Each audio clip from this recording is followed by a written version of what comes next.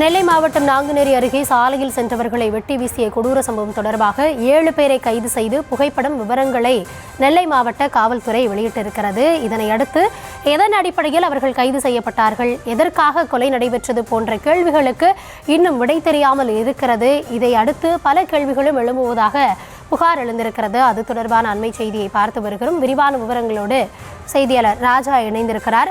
ராஜா, அந்த 7 பேர் கைது செய்யப்பட்ட தொடர்பான புகைப்படங்கள் எல்லாம் வெளியானது. இதனை தொடர்ந்து அந்த விசாரணையில எதற்காக கொலை, எதனால் இந்த சம்பவம், எப்படி அவங்க கைது செய்யப்பட்டாங்க, என்ன துப்பு துளங்கியது, இது போன்ற விவரங்கள் ஏதாவது வெளியிடப்பட்டிருக்கா?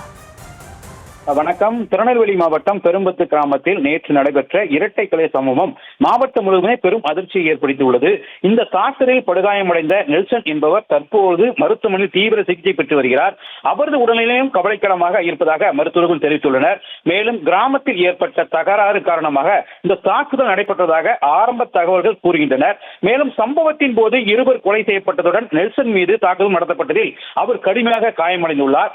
இந்த நிலையில் இந்த சம்பவம் குறித்து தனி பிரிவு போலீசார் கவனக்குறைவுதான் காரணமாக இருக்கலாம் என சிலர் குற்றச்சாட்டு முன்வைத்து வருகின்றனர். மேலும் சம்பவம் நடைபெற வாய்ப்புள்ளதாக முன்பே தகவல் இருந்த போதும் தேவையான பாதுகாப்பு ஏற்பாடுகள் செய்யப்படவில்லை எனவும் கூறப்படுகிறது. மேலும் சம்பவம் குறித்து போலீசார் விசாரணை நடத்தி மேலும் வருகின்றனர்.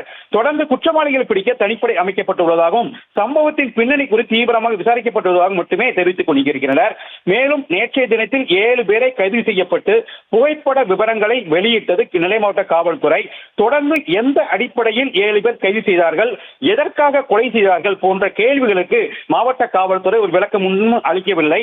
தொடர்ந்து சரணடைந்தவர்களை தாங்களே கைது செய்தது போல் காவல்துறையும் காட்ட முயற்சிகளாக விமர்சனம் எழுந்து வருகிறது. இதனால் ஒரு பரபரப்பான சூழல் தான் காணப்பட்டு இருக்கிறது. விவரங்களுக்கு நன்றி ராஜா.